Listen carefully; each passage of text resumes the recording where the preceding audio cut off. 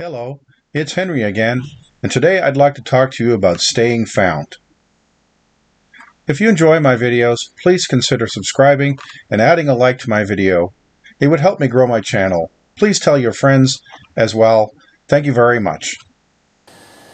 Hello, it's Henry again. Today I want to talk a little bit about navigation and not so much about getting lost, but staying found. One of the best part I think about the outdoor adventure is the mental aspect. You plan the trips, you balance comforts and so on, and length of trip and all the rest, and difficulty with your fitness level and how much you're willing to carry and all the rest of it. And then when you're on the trail, now you have to evaluate, are you where you think you are? Are you getting along at a reasonable pace? Is there body and health issues that maybe you need to make a change and abort, or maybe go further and do something you didn't think you could do? Now, this is all part of it, but the most important thing is that at all times when you're on the trail, you should know where you are. And the second you don't, you have to stop and figure it out. There should be absolutely no excuse for getting lost. Getting lost happens to careless, experienced people and to people who have gone to the backcountry who shouldn't have been there because they don't have enough experience, or were members of a hike that were led by someone who themselves wasn't adequately responsible. And that might be a little bit in your face, but that's just how I see it. Now, before we get into those things, let's just talk a bit about what we do and how we can maintain ourselves. Now, there's a host of ways that we can end up visiting the backcountry. Sometimes it's nearby parks or parks that are, a few hours from your home, but that you've frequented and you've become fairly knowledgeable. You might have been on these trails in the past. You generally understand how the park works, and you are familiar for the most part with its landscape and so on. So when you do that, knowing your way around is a bit different because your memory map is there, and you're doing your homework, or maybe you speak to the registration office ahead of time, or on the internet or whatever, see if some trail has been closed, or there's some aspect that you didn't, that you check ahead of time, make sure whatever it is that you plan to do, you can do. Sometimes you don't even find these things out until you get to the gate and there's a sign on the post saying such and such is closed. However, depending on the park, if the trail is a loop, you can't go too far wrong. You just follow it around and you come back to where you started, in your parking lot where your car is, you should be okay. So then the only real challenge there is if you have an accident or a mishap and you need assistance, which is a separate problem.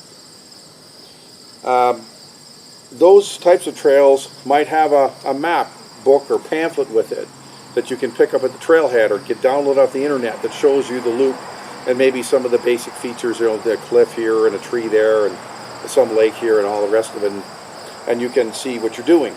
And so that's another way that you can kind of mark your progress.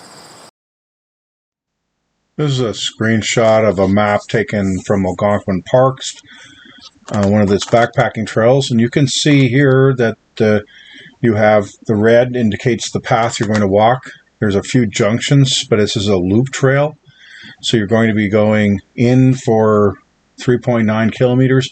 Then you have one loop or the next loop to choose from, and you of course can do these in any way you want to. Notice the distances, and these are between the red dots, so there's a bit of logic there, and that can also give you an idea.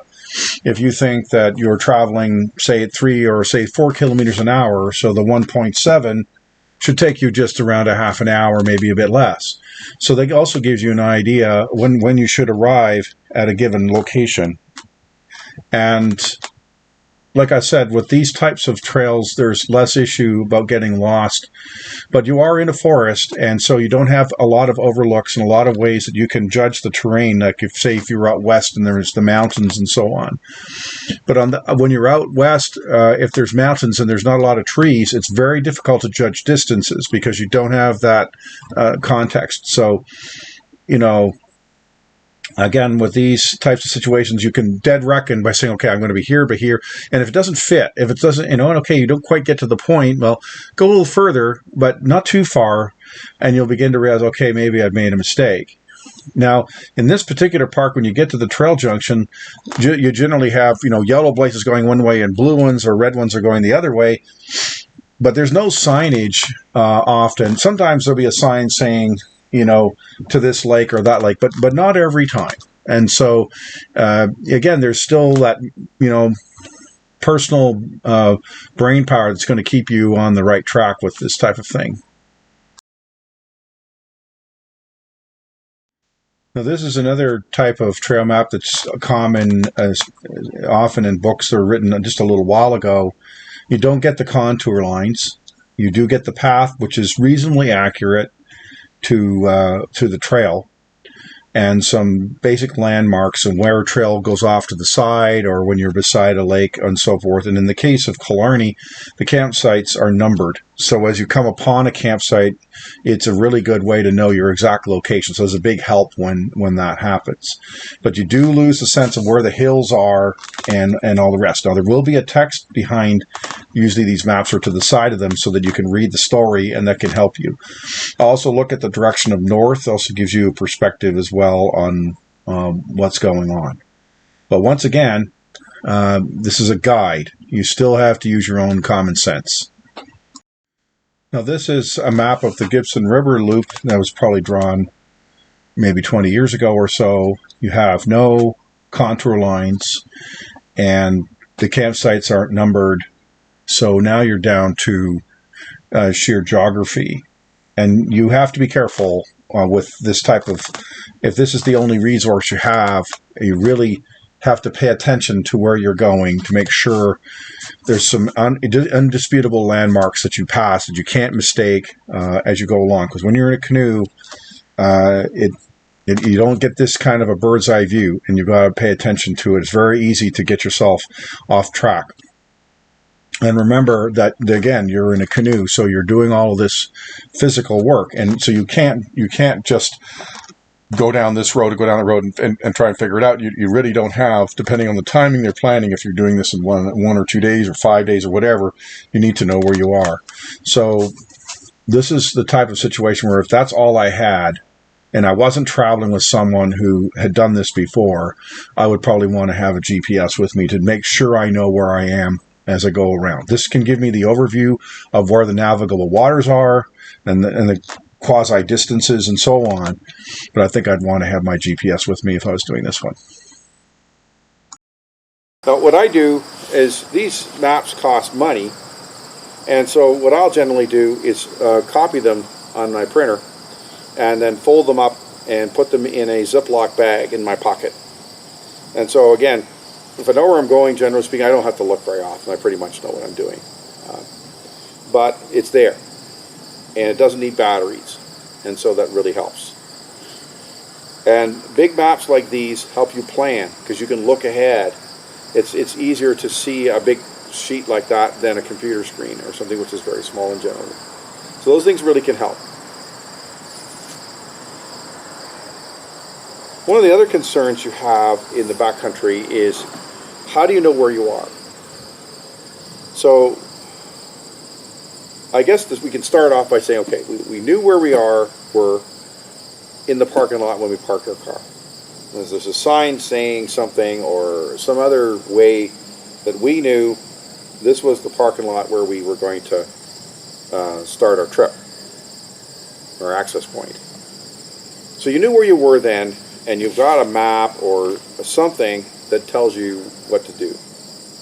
And again, if it's a loop of some kind, you should be all right. But of course, many bigger parks, and a lot of parks, the better ones in my view, are established in some kind of a grid format. So you hike a certain distance to this junction point, and then you turn and go this way and all the rest of it. And of course, the more junctions you get, the more chance you have of making mistakes. And so whether you use maps or an electronic device, you have to check yourself. You could say to yourself, okay, we got going on this section of the trail, and it's predominantly east, and it's noon. Which side of my shoulders, which shoulder should my sun be on? Should the sun be on my right shoulder or my left shoulder? And so, and you check that. You can check that very quickly and say, okay, I'm screwing up here. I got to. So in the example I give, you're traveling in the direction of the arrow towards the east. Now again, trails of course are not straight, so this is a predominant direction. It'll wiggle a little bit, but you'll know generally speaking where the sun is because it's the brightest part of the sky. So if you're traveling east and it's noon, then you'd expect the sun to be on your right shoulder. And we'll do a second slide here to cover a bit more of that. But so you need to think about that kind of basic thing. It's a very easy thing to do. You don't even have to stop and check to know if you're reasonably right or not before you get into trouble. We see in this diagram where we can just eyeball the sun. The human eye and brain is pretty good at cutting things in half. So if we know that the sun rises in the east, and with daylight savings time, before it gets above the ground clutter, it's going to be around 7 a.m. And customarily, about 7 o'clock at night, you're usually done with your activities anyway. So you've got that 12-hour window there that you can generally use as a rule of thumb. So due south, remember, with daylight savings time, is not going to be noon, it's going to be 1 o'clock or 1300 hours. So if you have those basic ideas, then you can start drawing some lines in between. So from 7 to 1 is 6 hours. So halfway between that is 10 a.m. And that means at 10 a.m., roughly speaking, here in Ontario or anywhere, North America kind of thing, then you're going to have the sun in the southeasterly direction, plus or minus. And then you can cut it in half again if you want to, but you don't really need to be any finer than that. Whatever map you've got is going to give you those general trends to the trail, and you'll know. Generally what will happen is if you're making a mistake, it's usually going to be you're going the wrong direction.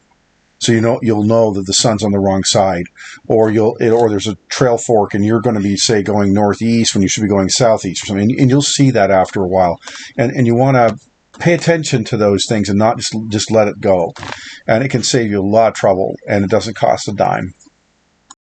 Back and reevaluate my situation at that junction point before we get into too much trouble. You got to use your head. And you can't just mindlessly go down the road. And that's where goofing around with your colleagues can be a mistake. It's not that you can't have fun, but job one is paying attention to what you're doing. You're not walking down the street in the city. This is different. And if many times you'll figure it out, but sometimes if you really do it wrong, it can lead to some real trouble for people. And it doesn't have to be like that. So, knowing where you are can be a bit of a challenge if you do get lost without an electronic device, because you really can't say for sure, aha, I'm here. Now, you might be able to get lucky and go to a high point if the trail takes you there.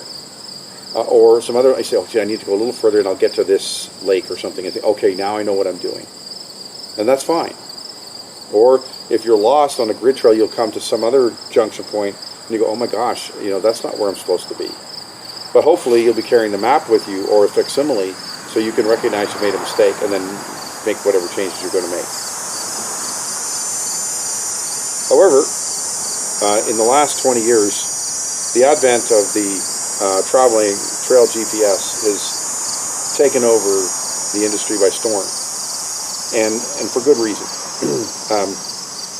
The current incarnation of this particular device I purchased, 3 or 4 years ago, not only has a full terrain map on here of everything in Canada, and I guess it's Eastern Canada, but nevertheless, anything I'm going to be doing for the most part.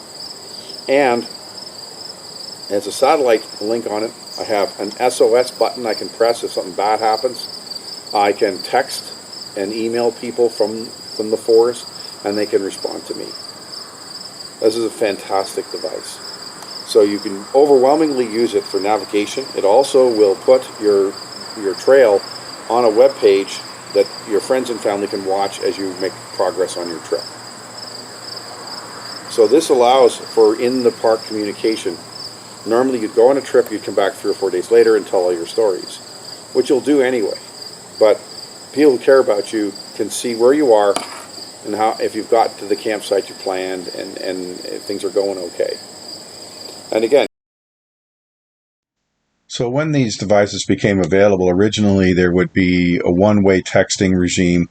They didn't provide navigation, so you had to buy a second device that allowed for navigation reasons and so on. But today they've got it all figured out, and it really works well. Now, there are a number of devices out there. There's some that work with your cell phone, and I'm sure they all have their merits. I have the Garmin GPS Map 66i. Anytime I go in the backcountry, I take it with me. Not always so I know where I'm going, but also for safety purposes. It's a wonderful device. It works really well. I can charge the battery through a USB. It probably lasts me 2 days on a trip where I'm using it 6 or 7 hours a day, which is pretty good. In the old days, I would have to put 2 new A batteries in my GPS almost every day I hiked. So it's pretty impressive. It has the navigational maps on it. It has the data of your hike. It keeps track of things, and that you can then download the track that you followed and put it on a map or send the file to somebody and share it with a friend or whatever. It also has the satellite capability so that you can text someone even if you don't have cell coverage. Cell coverage means nothing with these things. They're not even connected to a cell phone system. And so they will allow you to text from some very remote part of the earth as long as it's covered by the satellite regime, and you text both ways. So you can have your partner, friend, colleague, whatever it is, can ask you a question, and you can also tell them how you're doing. So it's pretty nice. But this also allows for an SOS capability. So when you are if you were to find yourself in trouble, you can't sort out yourself, an injury or something like that. When you press that button and you hold it, whatever the protocol is, you'll ultimately, it might take 10 or 15 minutes for the satellite connection, but you'll get back and they'll ask you what the difficulty is, and then you text them. Hopefully you're conscious enough to do that, whatever it is, and from that they will begin to decide what to do. And it'll go to the family as well. You'll have a person that's designated. They will get a phone call saying that so-and-so who's out in the forest has pressed the emergency button on their device. So this, of course, can create some stress, but it's better to know than not know, I suppose. And then you'll be assisted at what is appropriate to your injury. So, it could be that you just have someone come in and help you. It could be that it is something as serious as a helicopter rescue. Now, my understanding as of this recording, which is in September of 2023 in Canada, the federal government will pay for your search and rescue, and you're not going to get a bill for a lot of money. And again, in Canada as well, if you're a Canadian citizen and member of a province, or you have your health insurance and so forth, you generally speaking, you're going to be okay financially. And that your biggest worry is, of course, getting out. Now, this is something where if you're hiking outside of Canada, especially in the United States or in other countries, those policies can be very different, and you can easily find yourself in financial difficulty of tens of thousands, if not hundreds of thousands of dollars, depending on how badly you're injured. So you really, really want to make sure, if you're going to do this kind of thing, that you don't put your family in financial jeopardy. That being said, I think that there's a responsibility, which is partly why I'm doing this video. Remember that when you go out in the woods, and if you're irresponsible, now first responders are going to have to risk themselves coming into a remote area to get you out, where they could be doing something else. If you're being rescued, it could well be that a rescue of somebody else is delayed. So most hikers do this are very reluctant to push the red button unless they just don't have another answer. Sometimes if you're not too bad a shape, you can beep a friend who can then come and assist you, whatever is necessary. So it just depends on what's happened. Sometimes you can encounter hikers on the trail. Most trails I've been on in my time, I've never really seen rangers patrolling the trails looking for injured hikers and so forth. So I think that I think if you're waiting for that, you might be there a while. But these are really remarkable devices, not only for the safety point, which is you almost never use, but keeping the family informed where you are and being able to text back and forth, leaving a track of your trail for your own records later on, and all these things are really nice, as I'll show you here now.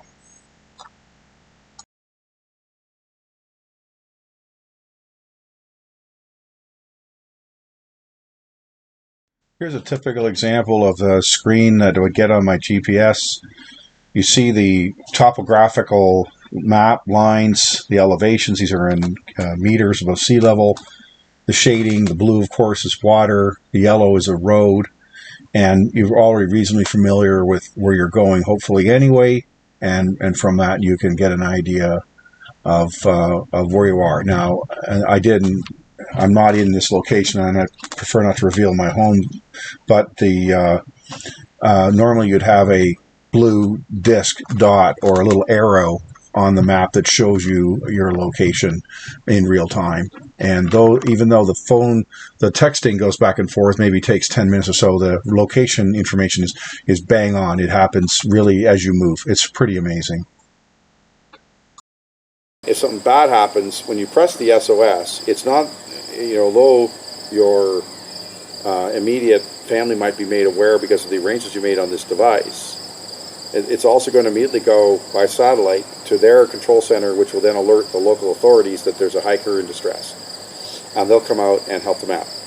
Now in Canada, as far as I understand, if it's people fallen and hurt themselves or something else has gone wrong, when they're rescued, it's free.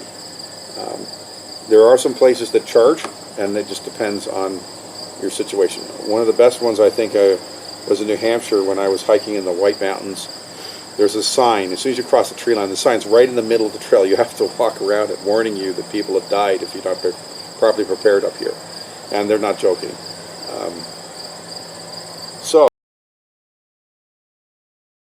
So here's the SOS button on the side of my unit.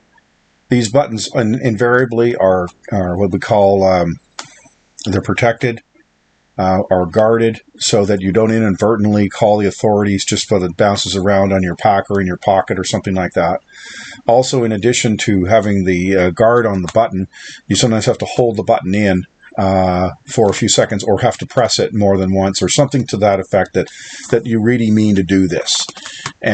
So each device is a little different, so it's on you to know how to do it, and also to know how to cancel it. So if something happens where you think you're cooked and you need help, you call the SOS out, and then for whatever reason you get sorted out, or someone comes along or something like that and they help you out, and you don't need the emergency service any longer, you can then cancel that call and save the resources. So make sure you know how it operates on the device that you have.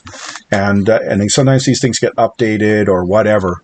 Make sure, and remember also that you need to have a membership, generally speaking, for these to work. So with Garmin, the one I have, you're paying $50 a year, which isn't too bad. And then it's anywhere from $20 to $90 a month, depending on how much service you get out of your unit, and you can suspend it at any time. So it's a pretty versatile policy.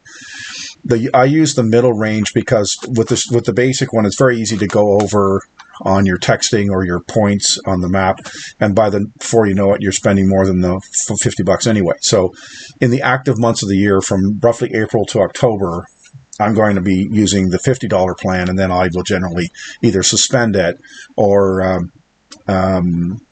trim it at least to the basic one.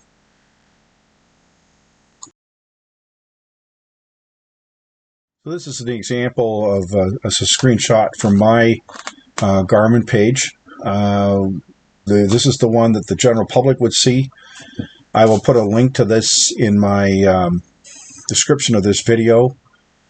And it shows where you've been. And I can control that from a more functional page that I have, that will allow visibilities of certain things and all the rest for different years and situations.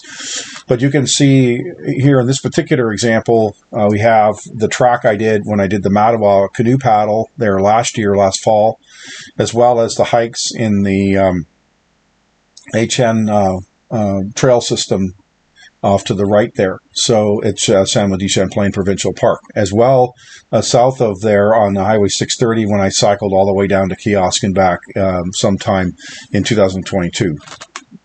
So this is a way to, if you're on the phone with someone and you want to talk about stuff, you can put this on both computer screens and have a chat. I can also plan on the more detailed version. I can plan a route ahead of time, get things sorted out the way I want them, download that into my GPS, and then the pink track will follow, especially on canoe trips where you do have some versatility as to where you go, and some of those lakes with all the islands can get a bit confusing. So having that ahead of time is actually kind of nice.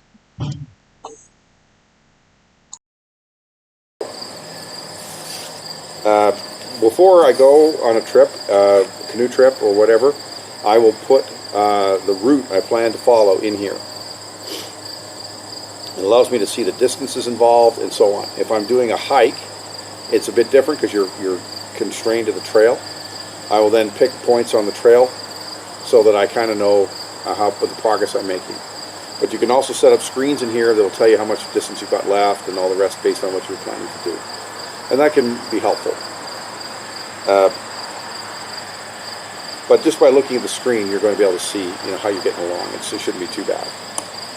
So the planning is really important, and it's the fun part, and that's what we do on rainy days and in the wintertime and so on to see what we're doing. And so I figure every 15 minutes I'm checking to make sure that I'm where I think I am, and haven't fooled myself somehow. We all make mistakes, but the problem is if you aren't checking and verifying, it can become a tragedy, and there's no reason for that.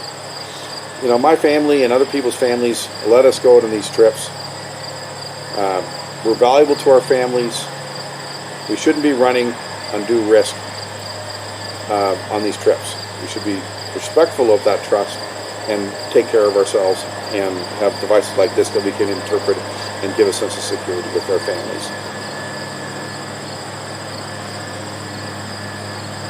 The one thing that people might suggest is a compass and so on, and I think that certainly there's some strength in that. It'll depend on where you are. If you're here in southern Ontario and you're in the forest all the time, it can be pretty tough sometimes to know where you're going. And I would just use the sun. It's an easier way. You don't have to remember it. You just do roughly 6 o'clock, 12 noon, 6 o'clock in the evening, and you can shift it for daylight savings time, and you can do your fractions and you roughly know where you're going, and you can line up which way a lake is pointing or any other landmark that can help you figure out where you're going. So thank you very much for watching the video on what I like to call staying found, and I hope that you will always stay found on your hikes through your background knowledge, training, and respect for the activity you're doing. It's better for you, better for your families, and better for all of the first responders that get out there.